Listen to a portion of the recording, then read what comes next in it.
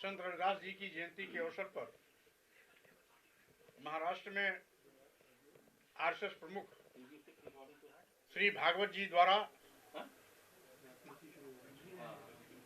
बयान दिया गया कि जाति व्यवस्था किसी भगवान ने नहीं अपितु पंडितों ने बनाई है। इससे साफ जाहिर हो गया धर्म के नाम पर गोरख धंधा हजारों साल से चल रहा था। समय समय पर हमारे देश में पैदा होने वाले संतों, गुरुओं, महापुरुषों ने इस पर अपनी बात उठाई। संतों की भी एक कड़ी इसी जातिवाद, छुआछूत, ऊंच नीच पर लगातार प्रहार करती रही। संत कबीर, संत रविदास, संत गुरु नानक, संत तुकाराम, संत अछूतानंद और आदि संत गाडगे आदि तमाम संतों ने इस कड़ी को आगे बढ़ाया। सामाजिक परिवर्तन के तमाम महानायकों ने भी समय समय पर देश में जातवाद के फैले कैंसर को खत्म करने के लिए अभियान चलाया। सामाजिक परिवर्तन के महानायक ज्योतिबा फुले जी, सावित्रीबाई फुले जी, बाबा साहब डॉक्टर अम्बेडकर, पेरियार रामास्वामी नाइकर, नारायण गुरु, मानवर कांशीराम जी और उत्तर भारत में भी माननीय रामसू वर्मा जी, ललई सिंह यादव जी, महाराज सिंह भारती जी, बिहार में शहीद जगदेव लेलिन जी आदि लोगों ने इस पर समय समय पर प्रचंड प्रहार किया। अभी भी मेरा अनुरोध है कि यदि हिंदू धर्म सुरक्षित रहे, सुनिश्चित रहे, तो बुराइयों को दूर करने के लिए धर्माचार्य आगे आए। साथ ही साथ यदि कभी किसी पाठ्य पुस्तक में या किसी रचना में कहीं भी जाति सूचक शब्दों का प्रयोग कर नीच अधम कहा गया, महिला समाज और शूद्र समाज को प्रताड़ित करने और अपमानित करने के लिए कहा गया, महिलाओं को नीच में भी नीच बताया गया, तो ऐसे सभी तथ्यों को तत्काल उन पुस्तकों से बाहर किया जाना चाहिए जिसके नाते समय समय पर इस विषय पर विवाद होता रहा, आगे विवाद न हो।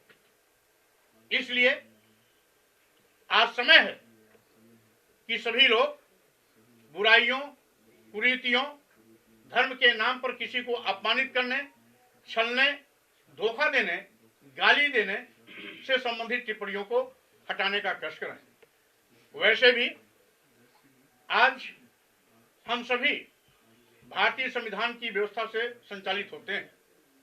भारतीय संविधान में अनुच्छेद 15 जिसमें कहा गया है कि जाति, वर्ण, लिंग, जन्म स्थान के नाम पर किसी के साथ किसी भी प्रकार का कोई भेदभाव नहीं किया जा सकता। यानी जब साफ और स्पष्ट है कि धर्म, जाति, वर्ण, लिंग, जन्म स्थान के नाम पर किसी को अपमानित नहीं किया जा सकता, किसी को प्रताड़ित नहीं किया जा सकता, किसी को किसी अधिकार से वंचित नहीं किया जा सकता, सबको समान अधिकार है। इसीलिए भारतीय संविधान के दिए गए निर्देश के सम्मान में भी धर्माचार्यों को आगे आना चाहिए। हमने एक छोटी सी बात उठाई थी रामचरितमानस की चौपाइयों के कुछ अंश को, जिसमें जाति विशेष को नीच अधम कहा गया, महिलाओं और शूद्रों को प्रताड़ित और अपमानित करने के लिए कहा गया, महिलाओं को नीच से भी नीच बताया गया। उस अंश को निकालने के लिए तो उस पर विचार करने के बजाय देश के सभी संत, महात्मा, धर्माचार्य वर्ग विशेष के लोग मेरा सिर काटने, जीभ काटने, हाथ काटने, नाक काटने, कान काटने पर सुपारी देना शुरू कर दिया। अब मैं उन धर्माचार्यों से कहना चाहता हूं, क्योंकि मैं आपकी व्यवस्था में, आपने जो जाति व्यवस्था बनाई उसमें चौथे पायदान पर आने वाले शूद्र समाज में पिछड़ी जात में पैदा हुआ, इसीलिए आपने मेरा सिर काटने के लिए, जुबान काटने के लिए, कान काटने के लिए, नाक काटने के लिए, हाथ काटने के लिए फरमान तो जारी कर दिया। क्या आपके अंदर हिम्मत है कि आरएसएस प्रमुख भागवत जी के भी सिर, जीभ, हाथ, नाक काटने की हिम्मत कर सकेंगे? इसलिए ऐसे ऐसे चिल्ली बखाने वाले लोगों से मैं कहना चाहता हूं कि अभी भी अकल ठिकाने पे आ जानी चाहिए। हमने आपको अपशब्द नहीं कहे, आपका अपमान नहीं किया, आपको किसी प्रकार की धमकी नहीं दी। हमने तो एक अनुरोध किया कि आपत्तिजनक टिप्पणी को हटाना चाहिए, तो उसको हटाने के बजाय आप एक आतंकवादी, हिंसक, अपराधी की भाषा बोलने लगे, तो स्वाभाविक रूप से आपकी यही सोच है जो समय समय पर हिंदू धर्म को कमजोर किया, जिसके नाते बाबा साहब डॉक्टर अंबेडकर जो हमारे देश के भारतीय संविधान निर्माता रहे, उनको कहना पड़ा था कि हम हिंदू धर्म में पैदा हो गए, हमारे बस में नहीं था, लेकिन मैं हिंदू होकर नहीं मरूंगा, ये हमारे बस में है। इसीलिए 1956 में नागपुर की दीक्षा भूमि पर बौद्ध धर्म ग्रहण किया था 10 लाख लोगों के साथ। यहां तक कि कई मौके पर आरएसएस प्रमुख भागवत जी ने यह भी कहा कि भारत में जो भी रहता है वो हिंदू धर्म का है। यहां तक कि उन्होंने यह भी व्याख्या किया कि अगर इस देश में किसी ने बौद्ध धर्म ग्रहण किया, जैन धर्म ग्रहण किया, ईसाई धर्म ग्रहण किया, इस्लाम धर्म ग्रहण किया, तो वो सब हिंदू हैं। समय समय पर इस धर्म को छोड़कर लोग अन्य धर्मों में गए हैं। इसका मतलब है ये धर्म की कमियां हजारों साल से चली आ रही हैं, जिसके नाते लोगों को इसी अपमानित और प्रताड़ित होने के फलस्वरूप उनको इस धर्म को छोड़ना पड़ा।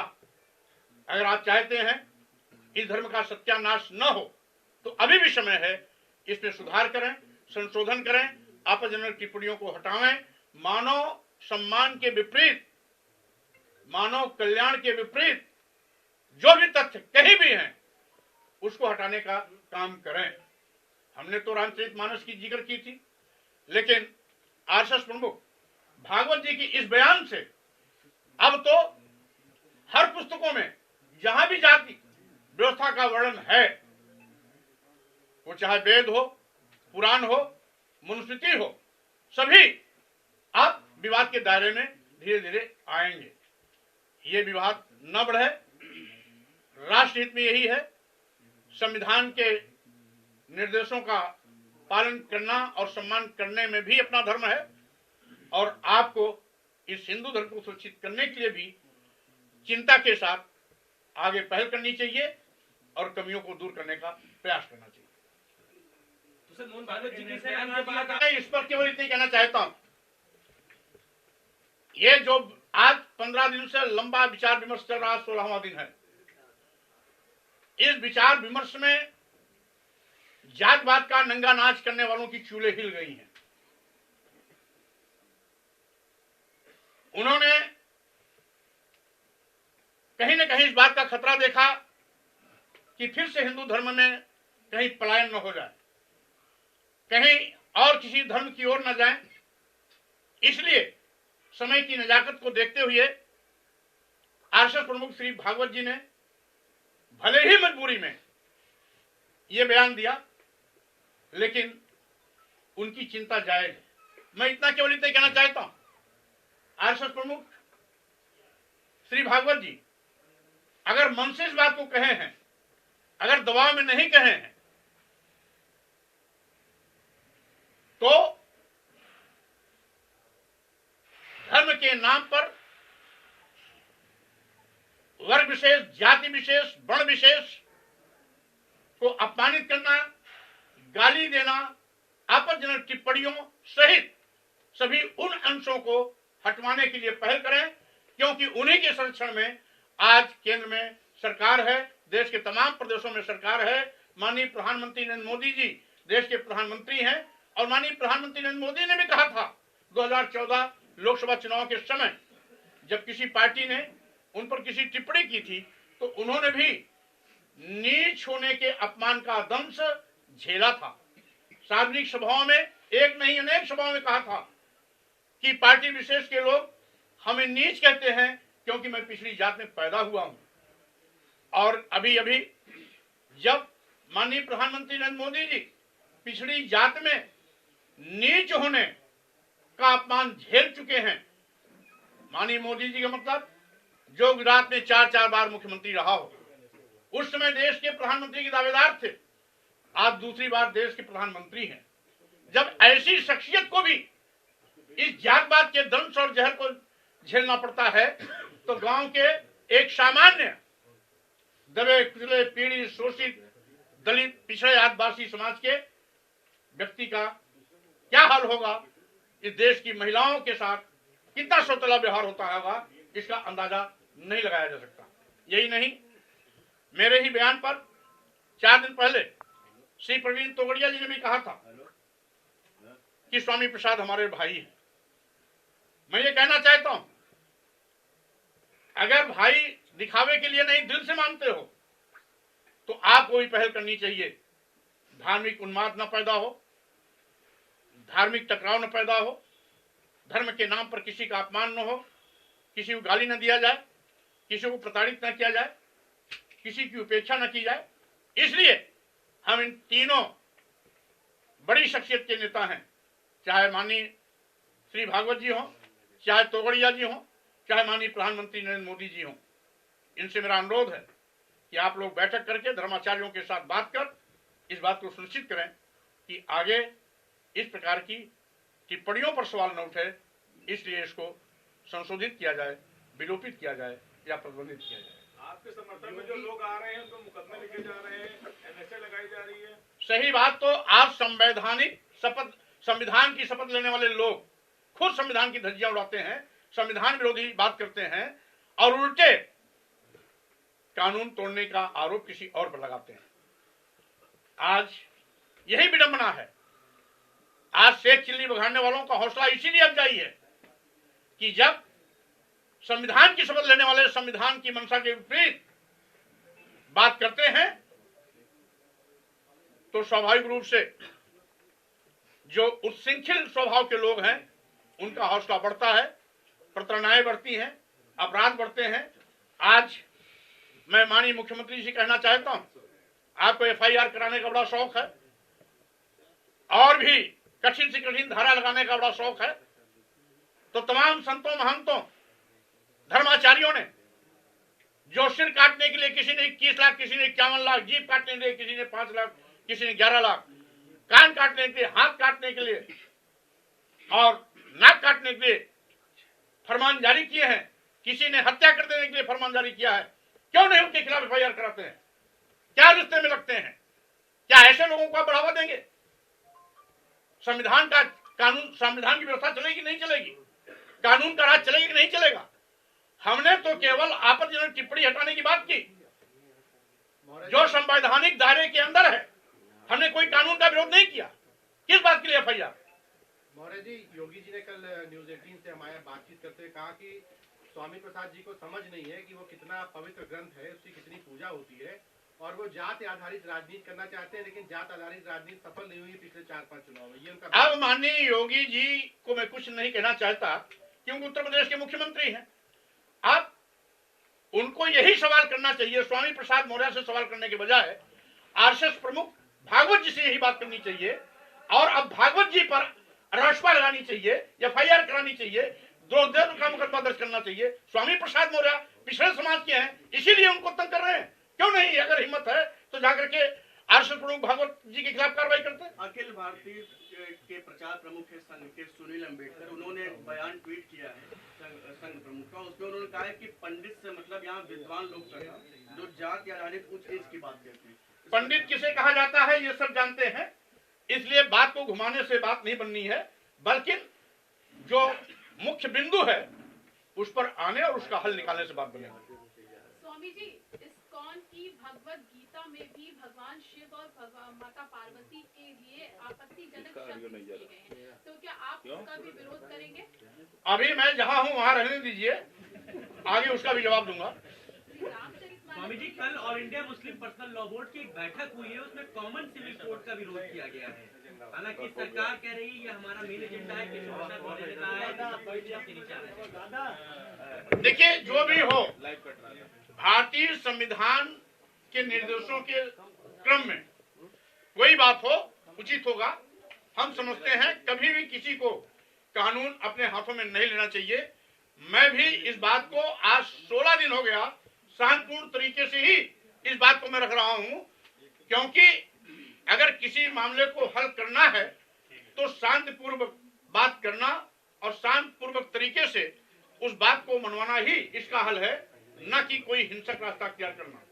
स्वामी जी, कथावाचक देवकीनंदन जी लखनऊ में पिछले 2 दिन से बातचीत में हुए कह रहे हैं कि पिछले 100 घंटे से कोशिश कर रहा हूं कि स्वामी आपसे बात कर सकूं और जिन लाइनों को लेकर आप बात कर रहे हैं उनका सही अर्थ आपको बता सकूं। आप बात भी कर रहे हैं कि बातचीत से रास्ता निकल सकता है, तो क्या कोई रास्ता है कि आप लोग बैठे चर्चा करें, क्या कुछ है? जिन लोगों ने जाति बनाई उन्हीं लोगों को इस पर बैठ के बात करना होगा, क्योंकि एक सामान्य सी बात है, हम तो जाति व्यवस्था के भुक्तभोगी हैं। जिन लोगों ने जाति व्यवस्था के नाम पर अपना वर्चस्व स्थापित किया, ठेकेदारी चलाया, सभी को अपने से नीच बताया, अपने को स्वयंभू बताया, ऐसे ही स्वयंभू लोगों को बैठ करके इसका हल निकालना पड़ेगा। भुक्तभोगियों के इकट्ठा होने से या उनके बात करने से इस मामले का हल नहीं होना है।